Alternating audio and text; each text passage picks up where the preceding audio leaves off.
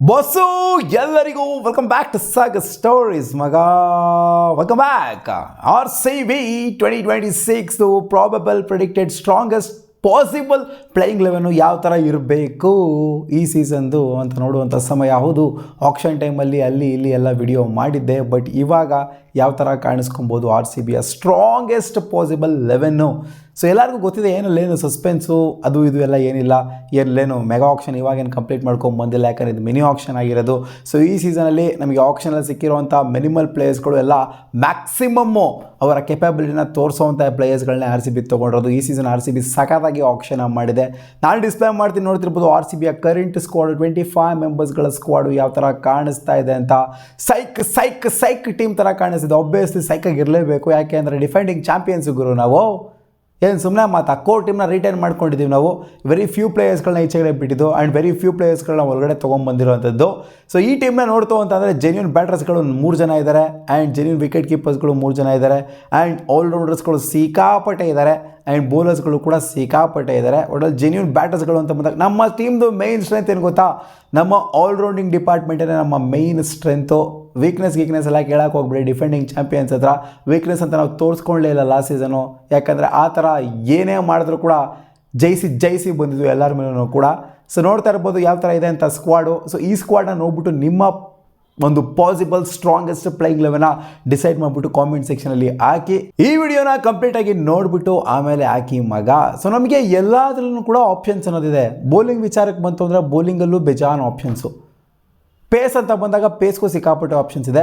Spin ಅಂತ ಬಂದಾಗ minimal options ಇರ್ಬೋದು, ಬಟ್ ಕ್ವಾಲಿಟಿ ಚೆನ್ನಾಗಿದೆ ಸ್ಪಿನ್ನರ್ಸ್ಗೆ ಅಂತ ಬಂದಾಗ. ಆಲ್ರೌಂಡರ್ಸ್ಗಳು ಕೂಡ ಅಂದರೆ ಬ್ಯಾಟಿಂಗ್ ಆಡೋವಂಥವ್ರು, ಶ್ರಮತೆ ಇರೋವಂಥವ್ರು, ಸ್ಪಿನ್ ಹಾಕುವಂಥ ಒಂದು ಕೆಪಾಸಿಟಿ ಇಟ್ಕೊಂಡಿರೋದ್ರಿಂದ ನಮ್ಮ ಆಲ್ರೌಂಡಿಂಗ್ ಡಿಪಾರ್ಟ್ಮೆಂಟ್ ಏನಿದೆ, ಎಸ್ಪೆಷಲಿ ಸ್ಪಿನ್ ಅಂತ ಬಂದಾಗ, ಪೇಸ್ ಅಂತ ಬಂದಾಗ ಸಿಕ್ಕಾಪಟ್ಟೆ ಒಂದು ಕ್ವಾಲಿಟಿನ ತೊಗೊಂಬಂದು ಕೊಡ್ತಾರೆ. ಬೇರೆ ಟೀಮ್ಗಳಲ್ಲಿ ಇಷ್ಟೊಂದು ಆಪ್ಷನ್ಸ್ಗಳು ಜನ್ರೇಟ್ ಆಗೋದಿಲ್ಲ, ಅಂದರೆ ಯಾವ ಟೀಮಲ್ಲೂ ಇಲ್ಲ ಆಪ್ಷನ್ಸು ಅಂತ ಹೇಳ್ತಿಲ್ಲ. ಒಟ್ಟಲ್ಲಿ ಈ ಥರ ಒಂದು ಅಬಿಲಿಟಿ ಬ್ಯಾಟಿಂಗ್ ಡೆಪ್ತೇ ಆಗಿರಲಿ, ಬೌಲಿಂಗ್ ಆಪ್ಷನ್ಸೇ ಆಗಿರಲಿ, ಬೇರೆ ಯಾವ ಟೀಮಲ್ಲೂ ಕೂಡ ನಾವು ನೋಡೋದಕ್ಕೆ ಸಿಗೋದಿಲ್ಲ. ಬೆಂಚಲ್ಲಿ ಕಾವು ಕೊಡುವಂಥ ಪ್ಲೇಯರ್ಸ್ಗಳು ಕೂಡ ತೊಗೊಂಡು ನೋಡ್ತೋನೆ ನಮ್ಮ RCBದು ಬೆಂಚ್ ಸ್ಟ್ರೆಂತನೇ ಒಂದು ಅಜ್ಜಿ ಸೈಕಾಗಿದೆ ಗುರು. ಬೆಂಚಲ್ಲಿರುವಂಥ ಪ್ಲೇಯರ್ಸ್ಗಳನ್ನ ಆಡಿಸ್ಬಿಡ್ತು ಅಂದ್ರೆ ಟಾಪ್ ಕ್ವಾಲಿಟಿ ಟೀಮ್ಗೆ ಹೊಡೆಯೋ ಥರ ಇದೆ. ಆ ಥರ ಟೀಮ್ನ ನಮ್ಮ RCB ಫ್ರೇಮ್ ಮಾಡಿದೆ. ಸಿಕ್ಕಾಪಟ್ಟೆ ಕ್ವಾಲಿಟಿ ಇರುವಂಥ RCB ಟೀಮ್. ಸುಮ್ಮನೆ ಬಿಲ್ಡಪ್ ಕೊಡ್ತಾ ಇದ್ದೀನಿ ಅಂತ ಅಲ್ಲ, ಪ್ರೂವ್ ಮಾಡಿದ್ದಾರೆ ಅದೇ ರೀತಿ. ಆ್ಯಂಡ್ ಆಕ್ಷನಲ್ಲಿ ಕೂಡ ತೊಗೊಂಡಿರುವಂಥ ಪ್ಲೇಯರ್ಸ್ಗಳನ್ನು ಕೂಡ ಅಷ್ಟೇ ಬಿಟ್ಟಿರೋವಂಥ ಪ್ಲೇಯರ್ಸ್ಗಳು ಒಂದು ಕಡೆ ಆಯಿತು ಅಂತಂದರೆ ತೊಗೊಂಡಿರುವಂಥ ಪ್ಲೇಯರ್ಸ್ಗಳು ಅವ್ರನ್ನ ಒಂಥರ ಮ್ಯಾಚ್ ಮಾಡ್ತಾರೆ ಅಥವಾ ಅದಕ್ಕಿಂತ ಬೀಟ್ ಮಾಡ್ತಾರೆ ಅಂತ ಪ್ಲೇಯರ್ಸ್ಗಳನ್ನೇ ತೊಗೊಂಡಿರೋದು RCB. ಏನಂತ ಕಳಪೆ ಪ್ಲೇಯರ್ಸ್ಗಳನ್ನಂತೂ ಯಾರೂ ಕೂಡ RCB ತೊಗೊಂಡಿಲ್ಲ. ಹೌದು, ಒಂದು 19 ವರ್ಷದ ಪ್ಲೇಯರ್ಸ್ಗಳನ್ನ ಸುಮಾರು ಜನ ತೊಗೊಂಡಿದ್ದಾರೆ ನಮ್ಮ RCB. ಯಂಗ್ಸ್ಟರ್ಸ್ಗಳ ಸಿಕ್ಕಾಪಟ್ಟೆ ತೊಗೊಂಡಿದ್ದಾರೆ. ಅವ್ರಿಗೆ ಅವಕಾಶ ಸಿಕ್ಕಾಪಟ್ಟೆ ಕಷ್ಟ ಆಗೋರು. ಸುಮ್ಮನೆ ಅವ್ರನ್ನ ಗ್ರೋ ಮಾಡಬೇಕು ನಮ್ಮ RCBಲಿ ಇಟ್ಕೊಂಡು ನೋಡೋಣ, ಫ್ಯೂಚರ್ ನೋಡೋಣ ಇವರಲ್ಲಿ ಅಂತ ತೊಗೊಂಡಿರೋಂಥ ಪ್ಲೇಸ್ಗಳು ಸುಮಾರು ಜನ ಇದ್ದಾರೆ. ಬಟ್ ಕೋರ್ ಅಂತ ಇರೋರು ಒಂದು 16 ಜನ, ಒಂದು 16-17 ಜನ ಇದ್ದಾರೆ ಕೋರ್ ಅಂತ ಇರೋರು. ಸೊ ಮಾಡಿದ್ರೆ ಚೇಂಜಸ್ಸು ಕಂಪ್ಲೀಟ್ ಟೂರ್ನಮೆಂಟಲ್ಲಿ ಇಷ್ಟು ಜನಗಳನ್ನೇ ಮಾಡ್ತಾರೆ. ಅದೇ ಯಂಗ್ಸ್ಟರ್ಸ್ಗಳು ಅವರು ಇವ್ರನ್ನ ತೊಗೊಂಡಿದ್ದಾರಲ್ಲ, ಸೊ ಅವರಲ್ಲಿ ಯಾವುದೇ ಚೇಂಜಸ್ಸು ಅದು ಇದೆಲ್ಲ ಮಾಡೋದಿಲ್ಲ. ಅವ್ರನ್ನ ತೊಗೊಳ್ಳೋದು, ಒಳಗಡೆ ಹಾಕೋದು, ತಿರ್ಗಿ ಈಚೆ ಕಳಿಸೋದು ಅದೆಲ್ಲ ಮಾಡೋದಕ್ಕೆ ಹೋಗೋದಿಲ್ಲ. ಜಾಸ್ತಿ ಕೂದಿದ್ದು ಸಾಕೋಗಿರೋ ನೀನು ಪ್ಲೇಯಿಂಗ್ ಲೆವೆನ್ನ ಹೇಳಮ್ಮ ಅಂತ ಹೇಳ್ತು ಅಂತಂದರೆ. ಸೊ ಈ ಒಂದು ಸ್ಕ್ವಾಡ್ನ ಗಮನಿಸ್ತು ಅಂತ ಅಂದರೆ ಓಪನಿಂಗ್ ಪೇರಲ್ಲಿ ಬರ್ತಾರೆ. ಆಬ್ವಿಯಸ್ಲಿ ಯಾರು, ವಿರಾಟ್ ಕೊಹ್ಲಿ ಓಪನ್ ಮಾಡ್ತಾರೆ. ತಿಪ್ಪುರ್ಲಾಗ್ ಅವ್ರು ಕೂಡ ಚೇಂಜ್ ಮಾಡೋದಕ್ಕಾಗೋದಿಲ್ಲ. ವಿರಾಟ್ ಕೊಹ್ಲಿ ಎಷ್ಟು ನಂಬರ್ ಆಫ್ ರನ್ಸ್ 2024 2025 ಹೊಡೆದು ಬಿಸಾಕಿದ್ದಾರೆ ಓಪನಿಂಗ್ ಸ್ಲಾಟಲ್ಲಿ. ಬರೀ ಈ 2 ವರ್ಷ ಮಾತ್ರ ಅಂತಲ್ಲ, ಹೈಯೆಸ್ಟ್ ರನ್ ಗೆಟ್ರಮ್ಮ IPL ಹಿಸ್ಟ್ರಿ ತೆಗೆದು ನೋಡ್ತಾವೆ ಅಂತಂದರೆ ಇನ್ಯಾರು ಆಡ್ತಾರೆ ಓಪನಿಂಗ್ ಸ್ಲಾಟಲ್ಲಿ? ವಿರಾಟ್ ಕೊಹ್ಲಿ ಆಡ್ತಾರೆ. ಅವ್ರ ಜೊತೆಗೆ ಆಬ್ವಿಯಸ್ಲಿ ಫಿಲ್ಸ್ ಆಡ್ತಾರೆ. ಹೌದು, ಇವಾಗ ಆಪ್ಷನ್ ಸಿಕ್ಕಾಪಟ್ಟೆ ಓಪನ್ ಅಪ್ ಆಗಿ ಹೋಗ್ಬಿಟ್ಟಿದೆ. DDP ಓಪನ್ ಮಾಡೋವಂಥ ಎಬಿಲಿಟಿ ಇದೆ. ಇನ್ ಕೇಸ್ ಇಂಜುರಿ ಆಯಿತು ಅಂತಂದರೆ, ಯಾರಿಗಾರು ಇಂಜುರಿ ಆಯಿತು ಅಂದರೆ ವಿರಾಟ್ ಕೊಹ್ಲಿಗೆ ಇಂಜುರಿ ಆಗುತ್ತೆ. ಇನ್ ಕೇಸ್ ಫಿಲ್ಸ್ ಆರ್ಟಿಗೆ ಇಂಜುರಿ ಆಯಿತು ಅಂತಂದರೆ DDP ಓಪನ್ ಮಾಡುವಂಥ ಎಬಿಲಿಟಿ ಇದೆ. ವೆಂಕಟೇಶ್ ಅಯ್ಯರ್ ಓಪನ್ ಮಾಡುವಂಥ ಎಬಿಲಿಟಿ ಇದೆ. ಜೇಕೋಬ್ ಬೆದಲ್ ಓಪನ್ ಮಾಡುವಂಥ ಎಬಿಲಿಟಿ ಇದೆ.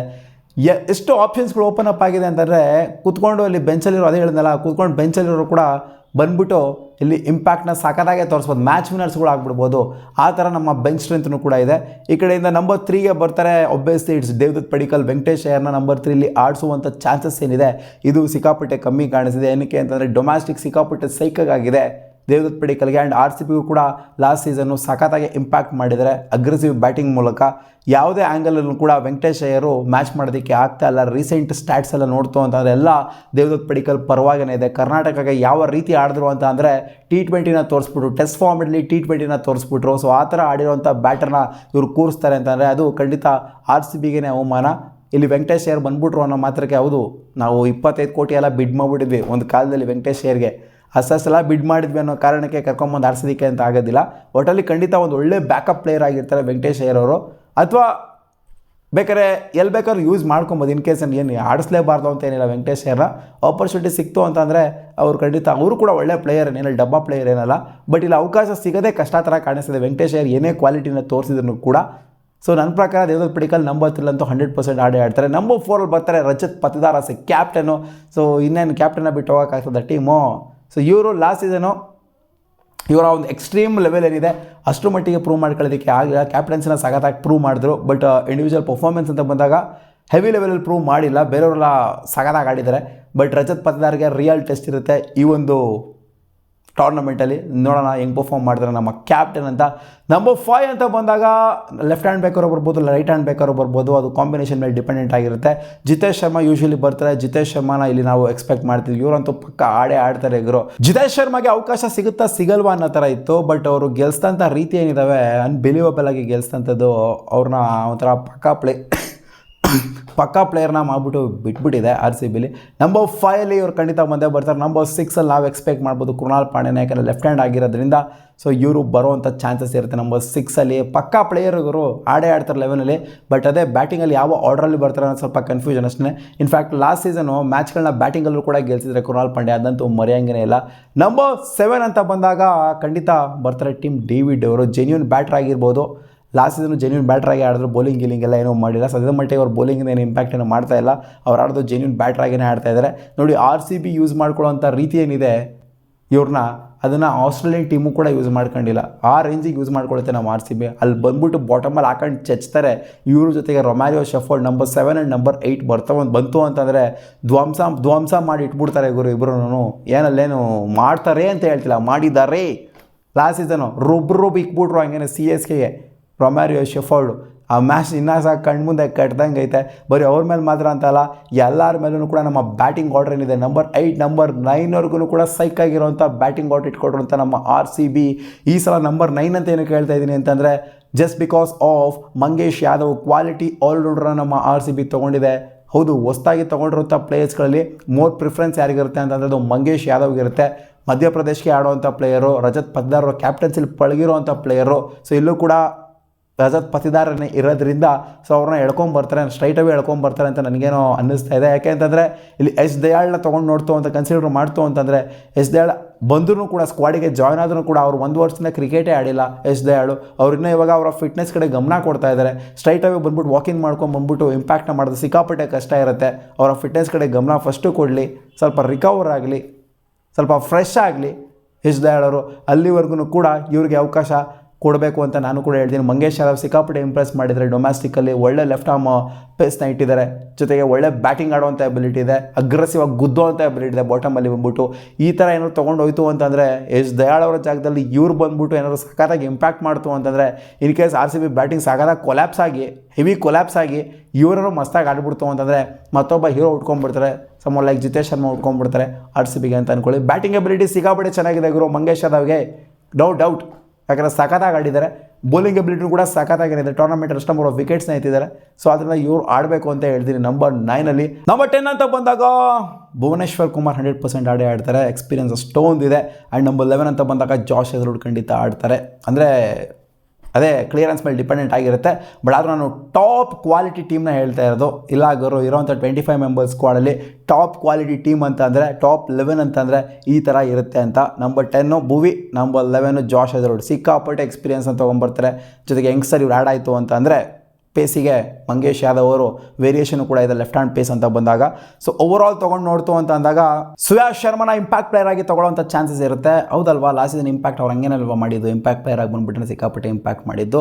ರಸಿಕ್ ಸಲಾಮ್ದಾರ್ನ ಬೇಕಾದ್ರೆ ಪೇಸ್ ಇನ್ನೂ ಬೇಕು ಅಂತಂದರೆ ನಮ್ಮ RCB ಲೀಡ್ ಮಾಡಿದ್ದೆ ಪೇಸಿಂದ ಗುರು. ಲಾಸ್ಟ್ ಸೀಸನು ಸ್ಪಿನ್ನಿಂದ ಅಷ್ಟು ಮಟ್ಟಿಗೆ ಮಾಡಿಲ್ಲ. ಹೌದು, ಕೃಣಾಲ್ ಪಾಂಡ್ಯ ಸಿಕ್ಕಾಪಟ್ಟೆ ಎಫೆಕ್ಟಿವ್ ಆಗಿ ಕಾಣಿಸ್ಕೊಂಡ್ರು.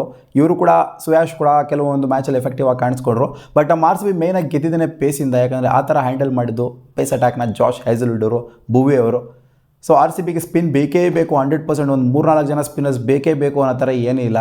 ಕ್ವಾಲಿಟಿ ಇದೆ ಗುರು. ನಂಬರ್ 9 ಇರೋಂಥ ಬ್ಯಾಟಿಂಗು ಈ ಕಡೆಯಿಂದ ಇಬ್ಬರು ಕ್ವಾಲಿಟಿ ಸ್ಪಿನ್ನರ್ಸ್ ಇದ್ದಾರೆ, ಸಾಕು, ಮೋರ್ ದನ್ ಲಕ್ಸುರಿ ಆಗೋಗ್ಬಿಡ್ತು ಗುರು. ವಿತ್ ಇಂಪ್ಯಾಕ್ಟ್ ಪ್ಲೇಯರ್ ನೋಡ್ತು ಅಂದರೆ ಶ್ರೇಯಸ್ ಅಂತ ತೊಗೊಂಡು ನೋಡ್ತು ಅಂತಂದರೆ 2 ಜನ ಸ್ಪಿನ್ನರ್ ಆಗುತ್ತೆ ನಮ್ಮ ಆರ್ ಸಿ ಬಿಗೆ. ಜೆನ್ಯೂನ್ ಅಂತ ಬಂದಾಗ ಪಕ್ಕ ಗುರು ಡೆಲಿವರ್ ಮಾಡ್ತಾರೆ ಅನ್ನೋ ಥರ ಬಂದಾಗ, ಆ್ಯಂಡ್ 5 ಜನ ಪೇಸಸ್ ಆಗ್ತಾರೆ, ಟಿಮ್ ಡೇವಿಡ್ನು ಇನ್ಕ್ಲೂಡ್ ಮಾಡ್ಕೊತು ಅಂತಂದರೆ which is more than enough.